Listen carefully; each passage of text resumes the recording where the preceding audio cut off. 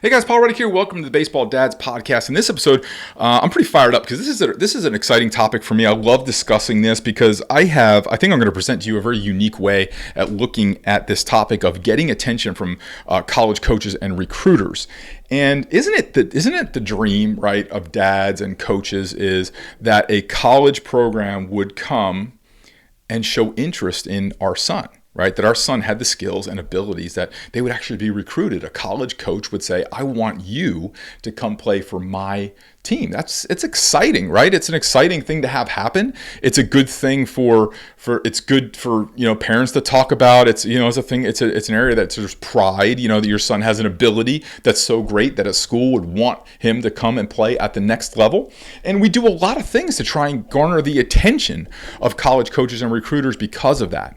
I don't think even though it seems like the obvious thing that we would want, I've never found it to be a very sound practice. In fact, I've actually found it to be, I've seen it backfire more times than I've seen it succeed, where a player goes to a school because that player wants them. So there's a few things to understand about recruiting. We're going to talk about them here. The first thing to understand is the scholarship situation. I'm not going to quote numbers of scholarships because I don't know when you'll be watching this and if the information might change. But go to ncaa.org or .com, whatever their website is, and look up how many scholarships that baseball has. It's not nearly as many as like basketball or football or other bigger sports. So generally, a full ride in baseball is kind of like a unicorn. There are a few of them, and they do happen. I have heard of them. I have seen them, but they're very few and far between. Most players are on quarter, half, or some other division of scholarships because there literally is not enough scholarship at this moment, 2017, to even have a scholarship for everyone on the team. I don't even think there's enough for a half scholarship. I'd have to double check the exact numbers now in the roster limits, but it's close. It's close. So just kind of put that one to the side, that getting, the idea of like a full ride or something like that, or even a tiny scholarship, it's rare. So when we think about recruiting, the process that we go through is we go and look for exposure. And exposure is an exciting thing, right? We go to showcase camps. The tournament groups and the travel ball clubs will try and put themselves in tournaments where they'll get the most exposure from college coaches. College coaches will see them. It's a big online presence now to have your profile out there. Guys are doing their Facebook and their Instagram and optimizing them to showcase all of their skills. And it's all to say that I want to get my name out there and I want to showcase everything that I can do so that hopefully schools will see my skills and see my abilities and want to bring me in or want to recruit me or want to be noticed by schools.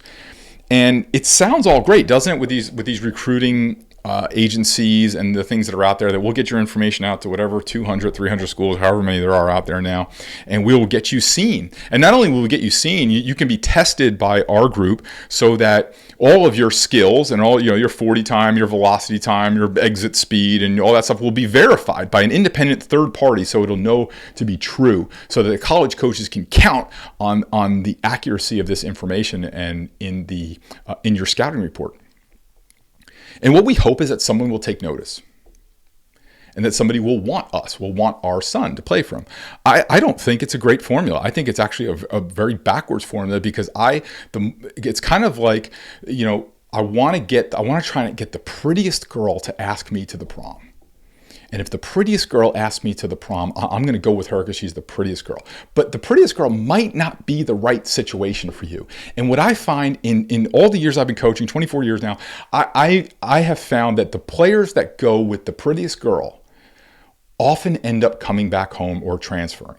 It very rarely works out because the only basis of them going to the school is because the school wanted them. And it's exciting, isn't it? Like, it's exciting that a school could actually recruit you, right? Recruit your son. Especially, I know all the work parents put into this now, and it's a lot of time, it's a lot of effort, it's a lot of energy, and then all of a sudden it pays off, right? Wow, this school wants my son. They want him to come play for their program. That's an exciting time. There's no doubt about it. It's exciting stuff, but it might not be the best opportunity. And I see a lot of parents, a lot of kids kind of get swallowed up in the excitement of that, and they miss the bigger picture. Because the prom queen wants to go out with them, they kind of organize everything else they want to also want that school too. So their only basis of going to that school is because that school recruited them, or that school made them the best offer of scholarship or playing time or whatever. So to me, it's never been a successful formula. It's never been a successful formula. Let me give you what I think is a successful formula. Let's take those 200, 300 schools that a recruiting service gets you paid to get your name out to those schools. So when you evaluate, you're putting your baseball skills forward for somebody who wants to take your baseball skills, but that's probably not the most important thing to you. Baseball is not the only thing that makes for a great college experience. If that's the only thing that's good, you're not going to have a great college experience. Trust me, I've had too many guys that come back the other way. So for me, baseball's not even in the top 4 things that you should look at. Number 1, you should look at location. Do you want to, or do you, how many of those 200 schools are in the location that you would never go to? Probably like 180 of them, right? Are like, I'm not moving across country, or I'm not living in that state, or I don't want to be by the water, or I want to be in the middle of America, or I don't want to be in the city. Right? The location of it is important. What do you want? Do you want to be close to home? Do you want to be far away from home? Do you want warm weather? Do you not care? Do you want to be in a city? Do you want to be in a rural area? Do you want, something that's totally on the other side of the country? I don't know, right? Everybody's got different things. So number 1 is, where's the school, right? So if you just did that, if you just eliminated all of the schools based on like, I'm not going there. Because a lot of times I've seen so many kids take the prom queen asks them out, and they live there, and it's like culture shock.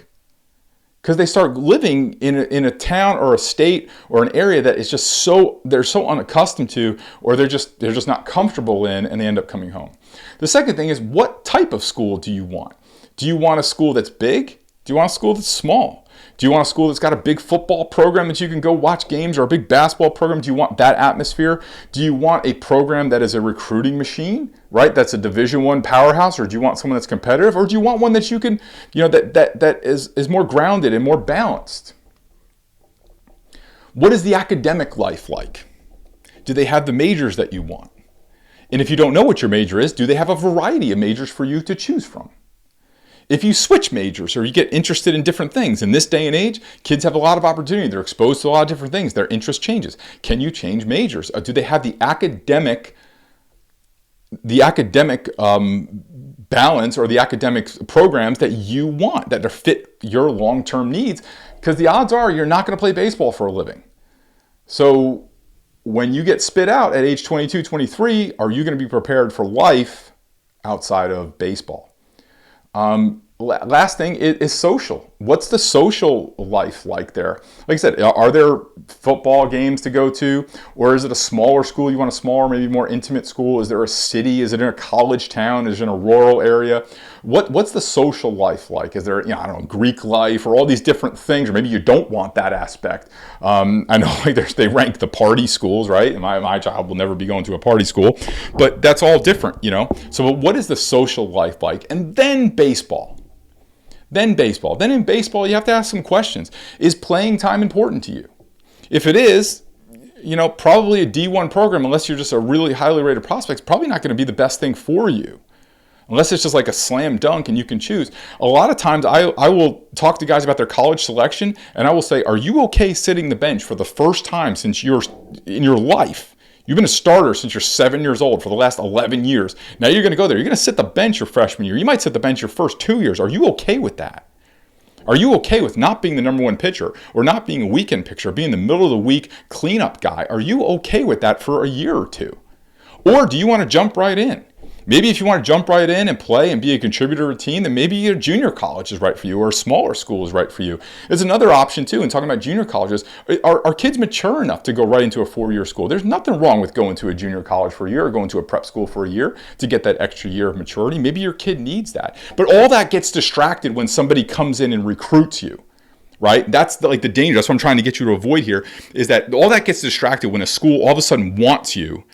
And sometimes I've had guys that say, well, I only have one offer, so I guess I have no options. Yes, you have options. It's your life. You can do whatever you want to do with it. Don't just go to a school because they made you an offer. That's a terrible reason to go to a school. So all those things considered, let's say you evaluated those 200 schools based on location, based on the type of school, based on the academic programs, based on the social life, based on the baseball. And then there's based on financial abilities, right, to pay for the schools. I will bet you that list of 200, 300 schools, whatever it is, I'll bet you that list will be whittled down to probably 12, 13, 14 schools. Some of them you might not get into. Some of them might be the baseball, but it'll probably be about 12, 13, somewhere in there, maybe 10 schools that you want to go to and have everything that you want that would give you the best experience. Now my question is, why do you want to go and spend thousands of dollars traveling all around the country with the hopes that some other school that's not in those schools that you pick might like you? If the girl that you like and the girl that you like spending time with and the girl that you love her personality and you love her, her whole, balance of life and you're attracted to and your heart flutters for, and why wouldn't you just ask her to the prom? Why do you want to wait for the prom queen to come distract you? Aren't there like whole movies about that? About the guy who wants to go out with the prom queen, and it turns out that it was the girl that he was friends with the whole time that was his true love, and that's that. So don't get distracted. What I would much rather see you do is get very laser focused on that list. Where's the school? What type of school? Academics, social, baseball, financial. Make a list. This is what I want from a school. And then when you get that list of 10, 12, 15, whatever it is, then it's real easy to get in front of those schools. It's real easy. Go to their holiday camps, go to their Christmas camps, go to their summer camps.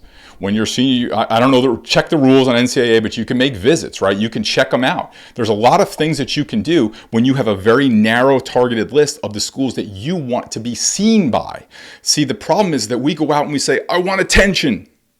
Give me attention. Get me noted. Look at me. Do you like me? Look at me. Am I good? Will you recruit me? Am I good enough to play for you? Look at me. No, we should be going to those schools saying, you have everything I want in a school, and I would love to come play for you. Is there a way that I can showcase my talent to you? Can I come to your summer camp? Can I come to your holiday camp? Do you have a special recruiting camp that you run? Are there selective showcases that you go to, right, that then I should target my budget for? That's a big one. I've saved guys thousands and thousands of dollars just targeting showcases based upon they already made their list and say, wow, 6 of our 10 schools are going to be at that showcase. And then we have a whole program on how to get noticed, that we take guys on how to get the attention from those coaches and recruiters during that showcase. There's a process to it, and the better you are at it, the more attention you're going to get. So I kind of invert the process because my take on it, and I think if you're listening to this podcast for any amount of time, that your take on it is probably the same, that you just want the best for your kid. And if baseball fits in the picture, great, awesome, it's great. But more so, you want him to be a great, husband, father, leader of tomorrow, and you want to prep him for that, not just having 4 great years of playing baseball. I said in an earlier podcast, I had a conversation with this young man who played Division II, played baseball 4 years, went to school, thought he was going to be drafted, realized he wasn't going to be drafted, and then realized he had spent 4 years in the wrong school preparing for the wrong thing. His friends had jobs and internships, and they were kind of prepared for the world, and the only thing he was prepared for was more baseball. And it's tough. So when you're looking at this process, reverse the process. Don't just stand there and say, who wants to go to the prom with me? I just want the prettiest girl to go to the prom with me, the prom queen. No, what you want is the right fit for you, the right fit for your son, the right location, the right type, the right academic, the right social, the right baseball, the right financial. All those things got to be right. That's what's going to make for the best college experience. Because I'll tell you this: if the baseball is right and the social is wrong, he's coming home. If the baseball is right and the academics are wrong, he's coming home. If the baseball is right and the location and the type are wrong, he's coming home. So save yourself a lot of time and energy. Make sure you get all those things lined up so that you're getting the most well-rounded, balanced education for your son that's going to prepare him for life. And whatever God gave him to take his baseball career to the next level, it'll all be there. It'll all be there. All right, guys. So head on over to 567dad.com. You check out the 567 Dad book, the baseball edition of the book. Recently came out. Pretty proud of that. And also, too, if you want to go further with any of this stuff, do consultation or coaching with me, all the information's there. So thanks so much for tuning in, guys. Thank you much for the video watchers as well. And I will see you guys next week. Thank you.